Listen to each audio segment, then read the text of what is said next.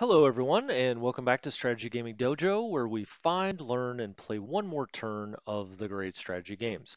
Now, today we're going to continue on with our basic tutorial for Crusader Kings III, and this is episode number 3 of that tutorial. Today we will be talking about our initial character, and I say initial character because we will be playing this gentleman, the Petty King of Murshad's heirs and their heirs hopefully all the way down the line until the game ends. There are two ways the game ends. Time runs out. The other is you do not have an heir.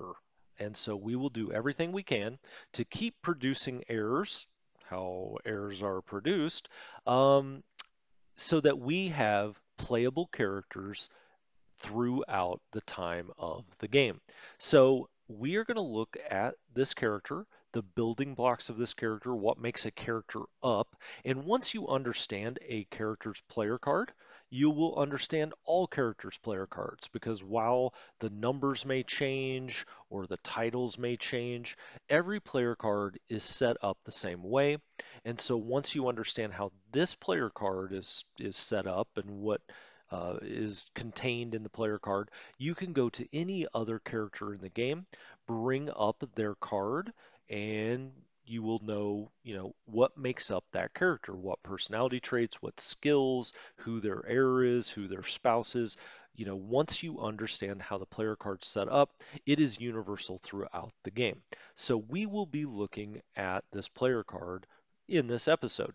Now, in the first two episodes, the first episode we went around the edge of the map here for all of the information that you get from the playing screen, right?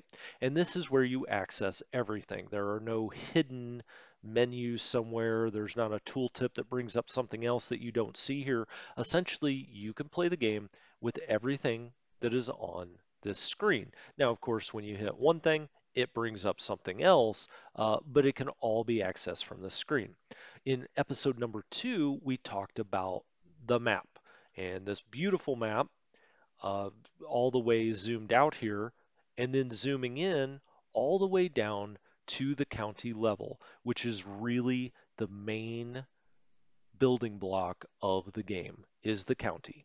Now we got down even into baronies and different things that you could build in baronies. We will do that again in a episode coming up. We'll go down and look at those buildings and the different things you can build and maybe why you would build one thing and not another, what advantages it gives you. But we went over what is a realm, what is a county, what is a barony, a duchy, an empire, etc. So let's click on our character and start talking about the Petty King Murshad to learn about character cards and player cards and what makes them up. Now, if we just hover over our Petty King or any other character, it gives us kind of a nice quick summary of who this person is. So let's look at our son, Brian Mac Murchad. Uh, Brian has a very positive opinion of us. Now, those numbers that you see there, and they exist with every character to the right here, is that character's feeling towards us, okay? And that runs on a scale of -100 to +100. 0 is dead average, dead's maybe not the best word to use in this game. Zero is, doesn't dislike us, but doesn't really like us either. Plus 77, Brian likes us a great deal. And if we ever want to go see why, it starts with the fact we're his father. And then it goes into other traits. And we'll talk more about that when we do an episode on interactions with other characters.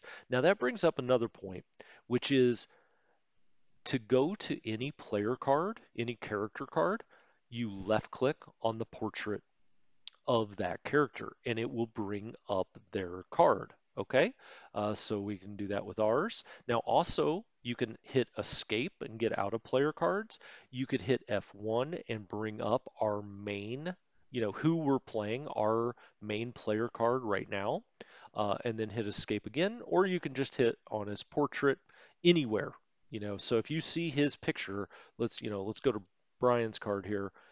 We can click on this, it would bring our card up. So you can left click anytime.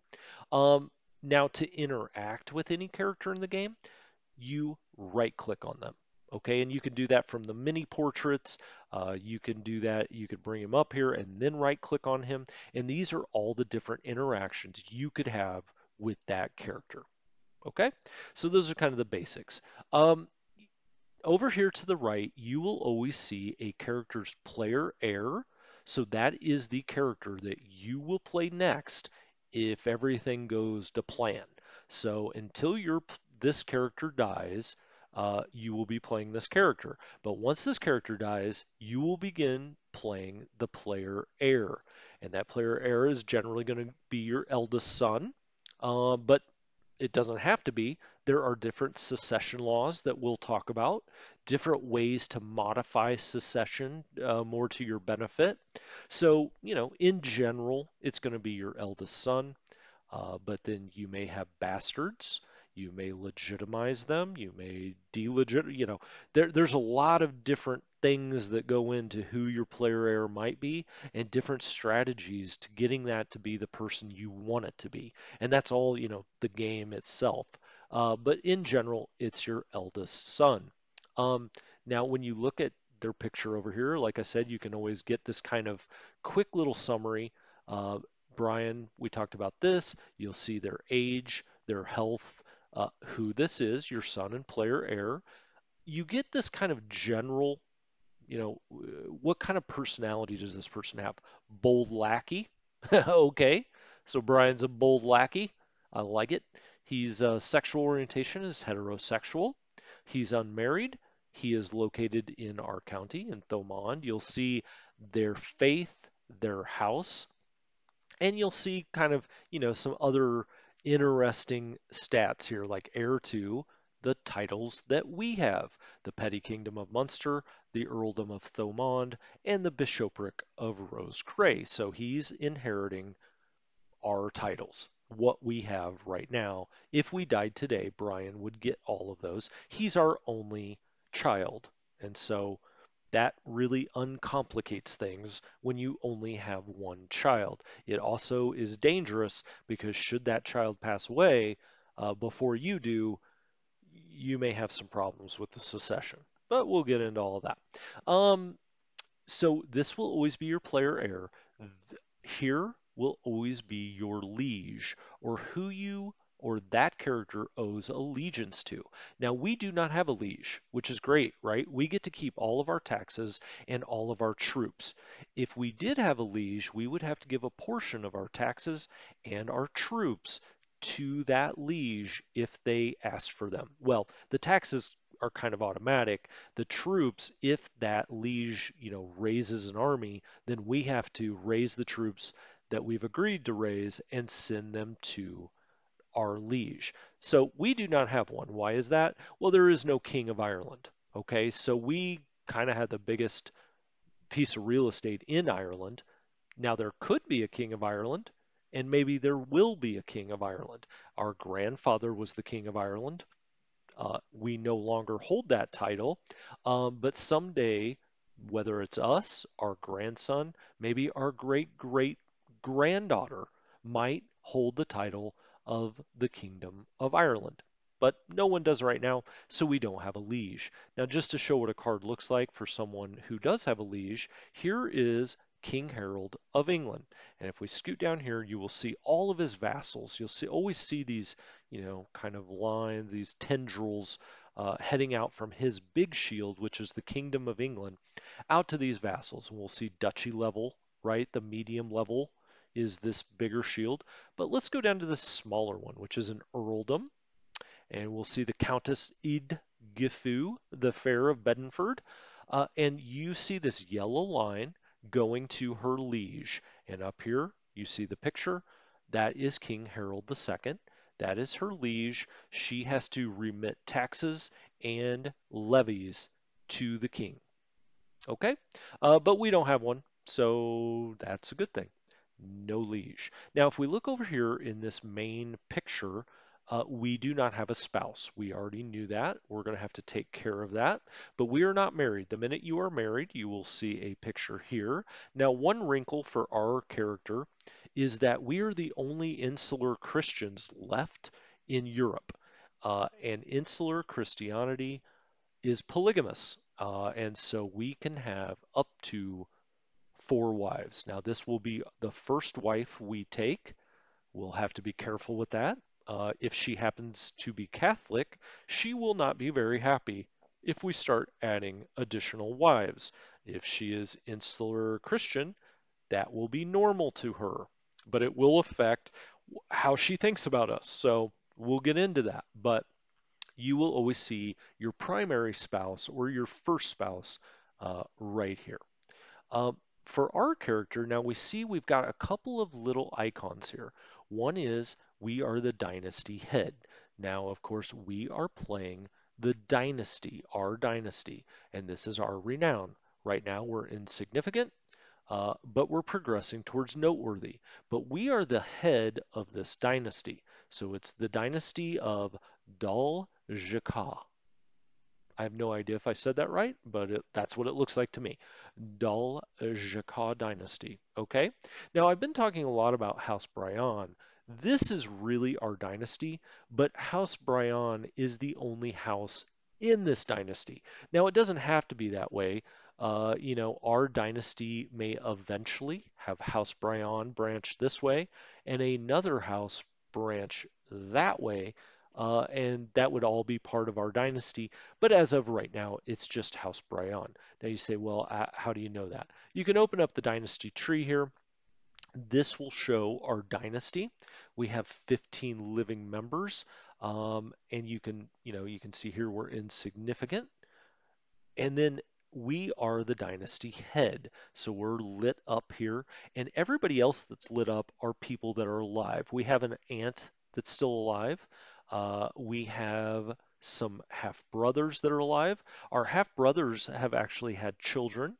Um, it looks like we had a cousin here who had a child, and he's alive. He's one of our knights. Okay, he's 16 years old. So you can go look at all of these people. Now, we are the head of the dynasty because we are the highest ranking member that's alive. All of these grayed out individuals have passed away. So our father has passed away.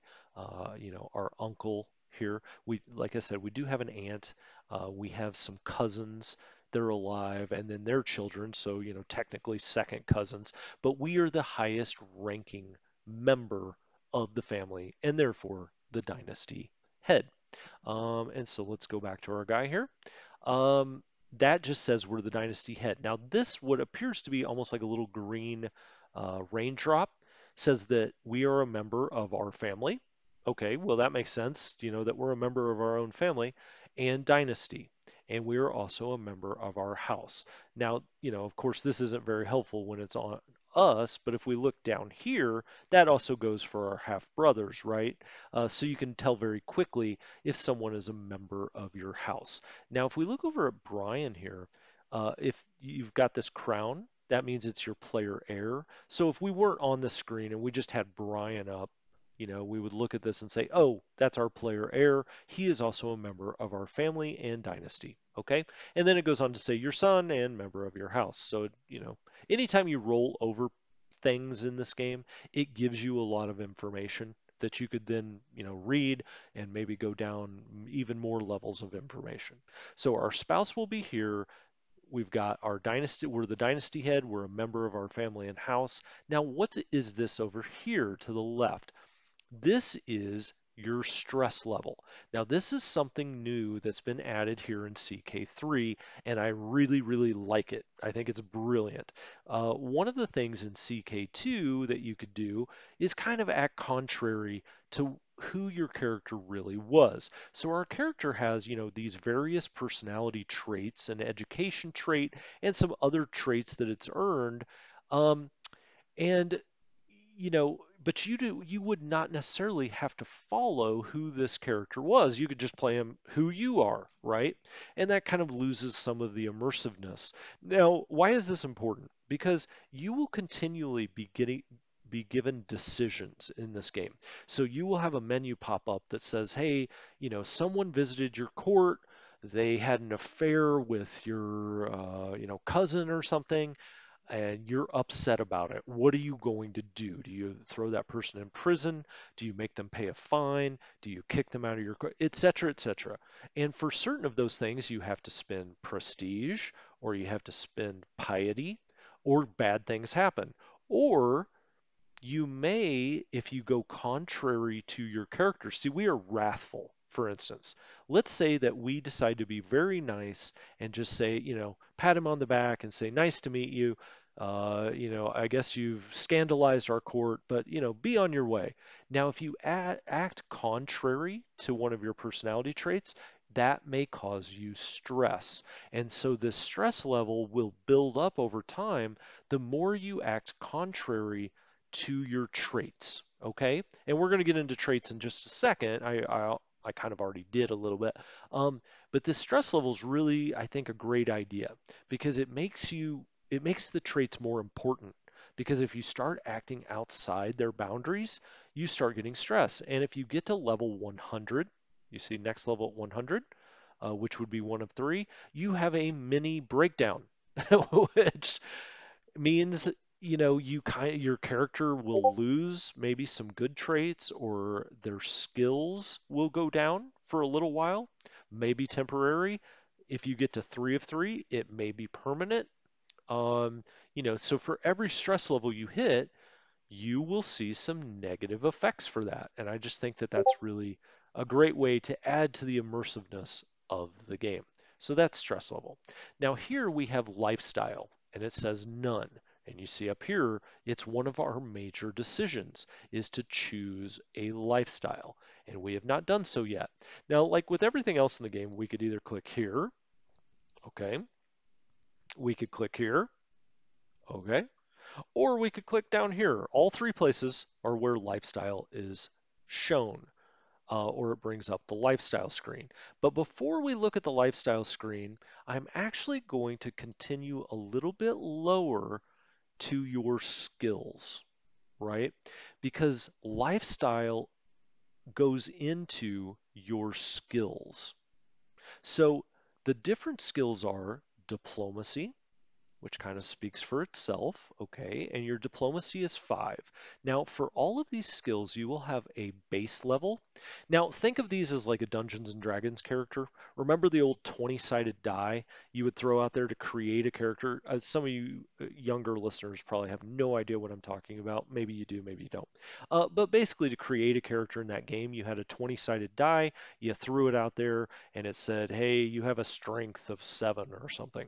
Okay, it's just like that in this game. This runs from 1 to 20. Now, 20 is not an absolute cap on the upside. The more perks you get or the more you add to certain traits, you can certainly go over 20, but just think of it as on a 1 to 20 scale. So you have a base 6. Then certain of our personality traits will then either give you bonuses or penalties to that base. And then it tells you the effects of having poor diplomacy. So we have a 5, that's obviously poor on a scale of 1 to 20. This is what it does. It lowers our monthly prestige, the general opinion our subjects have of us, um, and it increases effectiveness of diplomacy schemes. Okay, so that is diplomacy. That is the first skill. The second skill is martial. Martial is warfare. Okay, and you can see here our base was only 8, but because we're wrathful and we've gotten the skilled tactician trait, that gives us, +9. So now we're 17. We're excellent. We're a good commander. Our levy size is larger. We can gather more troops when we go to war. Our reinforcement rate is better, and it gives us the advantage when commanding armies in combat. And we'll get into all of this when we talk about combat and military. But our guy here is excellent at military matters. Stewardship is how well you run your kingdom. It's taxes, right? It's taxes and how well you manage your kingdom. And so our base was 6. Because we are temperate, we got a +2 to that. So that's nice. You see temperate here, we're temperate, and it will tell you That's a +2 to stewardship, but we'll get to personality traits in a minute. So we are an 8, which gives us a +1 domain limit. Now, what does that mean? Well, we're not going to go deep into it, but over here you will see your domain holdings.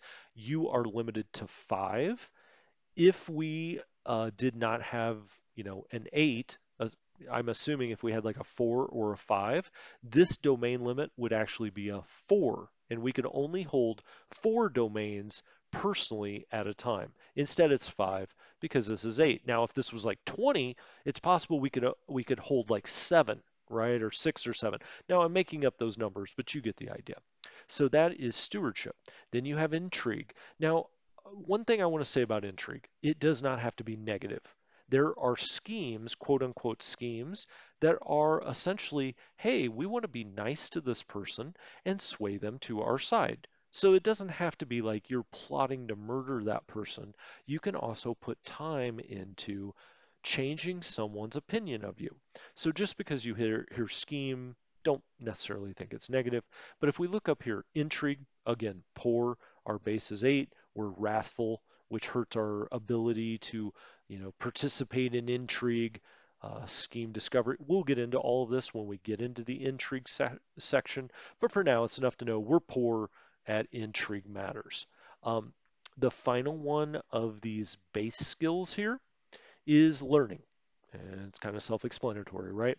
The better you can learn, you maybe will be able to find things out. You may read a book and you get a decision that pops up that says, would you like another skill because you're such a great learner? Unfortunately, our guy, his learning is poor. He's impatient. He has visited a holy site, which gives him a +1, and you can read more about this, but our character is poor at everything except for martial or warfare. All right. The next thing right here is prowess, and prowess is your own fighting skill, your individual fighting skill. So martial is, you're commanding armies. Prowess is, you get into an individual sword fight or you're jousting, and ours is actually poor. So we can be good at martial and be a good commander, and this prowess, again, on a 1 to 20 scale, it's poor. And I'll just continue this row while we're here. We are Christian, insular Christianity. We talked about that, and you can always click on this.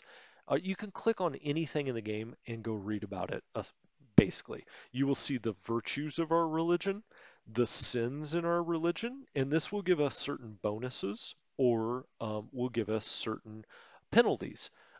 Monasticism, vows of poverty, isolation. That's kind of the tenets. You can see the holy sites here. Now, we will go into all of this in the religion section, but the most important thing here, of course, is male dominated. So, it's male heirs that inherit, and marriage type polygamous. So you can have up to 4 spouses. And as a matter of fact, having too few spouses, so if you don't at least have 2, you incur a penalty in your faith. Um, but you can go look at this for any character. So, for instance, our vassal is Catholic. Okay, that could cause some problems. Our vassal is also very good at learning. Not as good here, but we can put this to use because he is actually looks like a pretty sharp chap, and we may put that to good use. So, anyway, let's go back to the Petty King. Um, Insular Christianity. Again, you could click on this if you want to know. This brings up the screen for religion. Um, and then you see here Irish. That's our culture. We are also the cultural head, but we will get into that in a different tutorial. But if you click on this, you'll see Irish. This is, the Irish um, culture where it's centered. We actually have some Vikings that have shown up, so we have some Norwegian culture here on the Irish island, on the island of Ireland, I should say. And within this culture, and you see here, we are the cultural head. We will get to pick what we're fascinated with and what our culture will start to pick up and get into, and this will give us certain bonuses. But we'll get into that at a different time. Um, Okay, so we've talked about all of our skills and who we kind of are from a religious and cultural perspective. Now let's talk about our traits, okay? Now, every character in the game has three base traits, personality traits, okay? We are temperate, and you can see here, this adds to our stewardship. It gives a small boost to our health. Our opinion of temperate characters goes up, and our opinion of gluttonous characters goes down. This is virtuous to our religion to be temperate, and you can tell that because it's outlined in green. So if our personality trait is good in our religion, and the same would be for Catholic or Muslim or any other religion, if one of your traits is considered virtuous in your religion, it will be outlined in green. And if it's considered a sin in your religion, it will be outlined in red. Now, luckily, we do not have one that's a sin. Even though this is red, wrathful, it is not, one of the five sins of our religion. So wrathful hurts our diplomacy, it ups our martial skill, it lowers our intrigue, but it does open or does up our natural dread. Now, dread we have not talked about. It's right here. This is how scared people are of you. You do not just have to be loved in this game. You could also scare the bejesus out of people, and they will do hopefully what you want. So we're temperate, we're wrathful, we're impatient, and you can go through and read what impatient means. Again, it's one of the great things about this game. If you're ever like, well, so we're impatient. What the heck does that do? That has these various effects on your skills. It may also have effects on different decisions you're given. Maybe, maybe not. Just depends what they are. So impatient, wrathful, temperate. Now every character, has their own. So you see Brian is arrogant because of that stash he's got. He's got that fine looking stash. He's arrogant, he's generous, okay, and he's impatient. Alrighty. He doesn't sound terrible. I guess he's arrogant because he's the son of the king. And he's a bold lackey, right?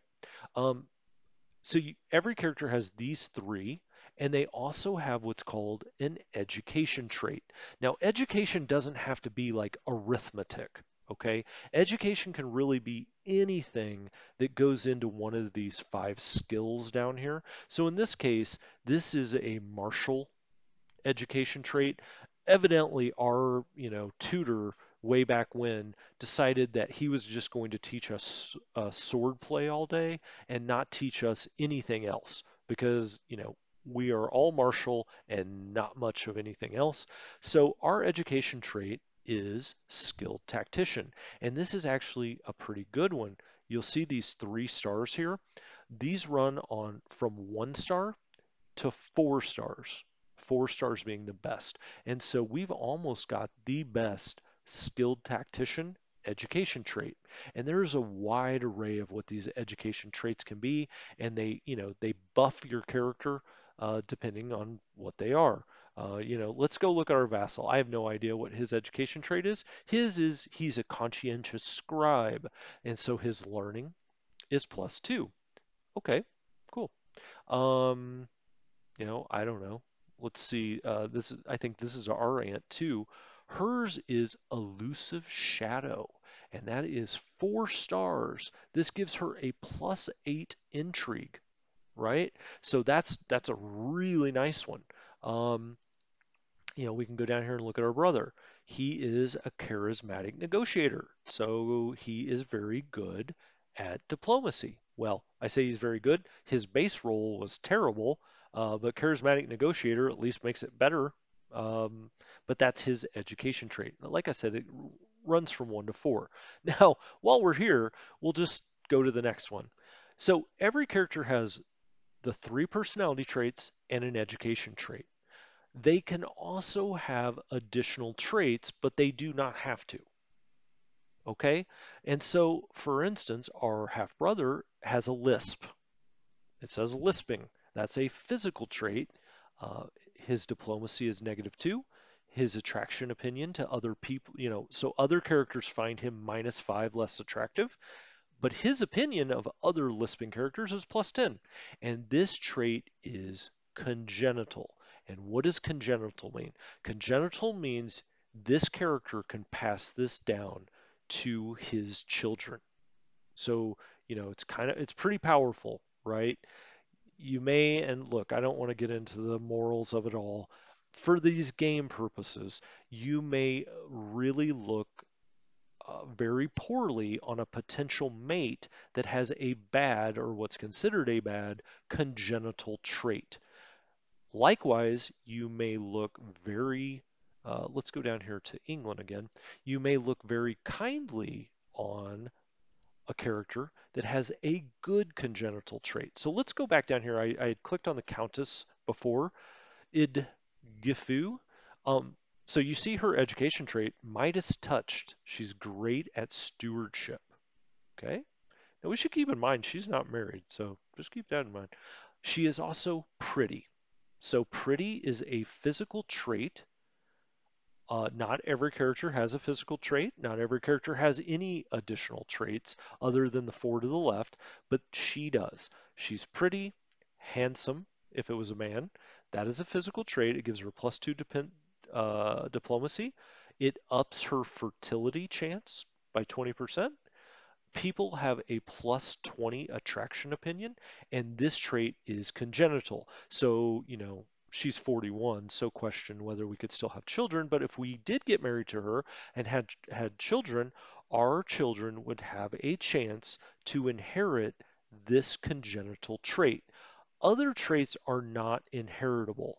You get them really from the person that takes you on as your tutor. It's called, in this game, it's called a ward or a guardianship. And their traits will have an effect on what traits the next character gets. But when it comes to quote unquote breeding, congenital traits can be passed on to children. So it's something to think about. And again, these like this trait, pretty, this physical trait kind of goes from 1 to 5. So pretty is the +2 one. You can see 2, 20, 20. If we found someone with the, the level 3 pretty, it's not called pretty. I think it's called like beautiful or something. Then you get, +3, +30%, and so on. But those are congenital traits. All right. Um, so you can also get these things. These don't have to be physical traits over here. We've got a commander trait, and that commander trait we opened up somehow. I don't know. The game just started, so we don't know exactly how we got it, but we're an open terrain expert. So remember when we looked at terrain in the map modes? So it's down here under plus. You can go look at terrain. It looks like we are going to want to fight in the plains. We have an advantage in the plains, advantage in the farmlands, and an advantage in the steppe. And we will go look and, when we go into warfare, what exactly that means. But it looks like we want to be fighting in open terrain, and that is just a skill we picked up. It's very possible we picked that up through our lifestyle choice. So let's go to lifestyle, and these again are the 5 skills: diplomacy, martial, stewardship, intrigue, and learning. Now you can pick a lifestyle. What does that mean? It means you are going to kind of dedicate your life to that section, you know, in this case, martial. Because of our martial education, you gain 30% more experience in this lifestyle. Okay. Uh, you know, it kind of makes sense that we would probably pick martial because that's what we're best at. If you look at our skills, our martial skill is way higher than the others. But let's say that maybe you have your martial maxed out and you have like a, level 20 martial. You're like, I don't need any more. What I really need is tax revenue or more of it. You could pick stewardship, and that will give you perks. You see here perks. Now we've already picked up 8 of the 27 perks under Marshall, and so we're probably getting into the more powerful ones because as you go down the perk scale here, they become more powerful. And as you see, we've already picked up some of these perks. The next one, and you can always see, what these give you. Army gold maintenance, friendly territory levy reinforcement rate. All of these perks give you something. And if you look over here, so you pick, first of all, you pick the lifestyle. We could pick diplomacy. Now we have not unlocked any of these, uh, or martial or stewardship. You pick the one you want. We're going to pick martial for this playthrough because this is what our character, this character, the Petty King, is the best at. So we are going to pick this one. Um, Now you'll see here martial experience, 0 of 1,000. So we are going to have to get our martial experience up to 1,000 to unlock the next perk. Well, how are we going to do that? Well, we select a focus. So if you look over here at these focuses, every one of them will give us 32 experience per month. Okay, so it's going to take about 30 months to get to 1,000 and unlock the next perk. But it also, these focuses give us certain skills. We could make our martial another +3. If we pick strategy focus, if we pick authority focused, we could get our martial +1. Our dread would go up. Our control over our counties would go up. Down here, chivalry, prowess, attraction opinion. If we wanted to look sexier to the females, we may want to be a chivalrous. Um, and so I don't want you to think that, if we pick strategy, that does not mean we have to go down the strategy tree. These two, these trees and these focuses are independent of each other. Now, I'm going to pick strategy. And be careful because once you do it, you can't change it for 5 years. But I want our martial to go up +3, and it doesn't matter for experience, they're all 32 a month. So we're going to pick strategy, okay? And when we get to 1,000, we will be able to either unlock this if we want, because that's the level we're to on this tree, or we can start one of the other trees if we want. And it will go on for the next 5 years that we will have strategy focus. 5 years are up, we could flip to something else. But for these 5 years, we are going to be focusing. Our lifestyle is going to be a martial lifestyle, and we are going to have this focus, which gives us a +3. Now, that automatically, when you go back and we look at our character, now our martial skill is 20. And why is that? Because we're wrathful +3, skilled tactician +6, and now you see strategy focus +3. All right. And so that's how lifestyle works. You'll also see the cross swords here. Lifestyle, it's martial, strategy, focus. You will also see that down here. Lifestyle, strategy, focus. Okay. Um, Now let's just go through these very quickly, and then I think I'm going to call this episode to a halt. And when we come back next time, we're going to talk about titles and our realm. We may also talk about, gold, prestige, and piety, which also show up here. Um, but this is just your dread. We talked about this, your personal dread, how scared people are of you, and why. And you could use this to your advantage or benefit, or it could cause you problems. Just like everything in this game, there are advantages and disadvantages to each different path you kind of go down. But maybe you just want to rule by fear. You can do that. You can execute people. That will up your dread. You can throw people in prison. You can torture people. You can do a lot of different things to up your dread. Gold is gold. We'll get into that in a future episode. Prestige, we've we kind of talked about.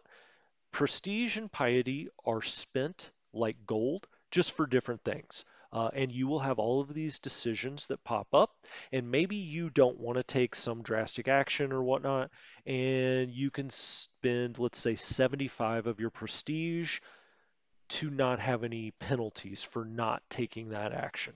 So you can kind of throw your prestige around. Or, maybe you want someone to visit your court, or maybe someone does visit your court and you want them to stay. You maybe spend your prestige. Piety, same thing with religious matters. Maybe you want to somehow influence the bishop, or you want to influence your church. You could maybe spend some piety. These things are all individual to the character. Dread, gold, prestige, piety, and this is how many troops you can raise. And with that, I'm going to call this episode to a close. This has been a lot of fun. We're going through the character. When we come back next time, we're going to talk about titles and claims and your realm, which is a very, very important topic.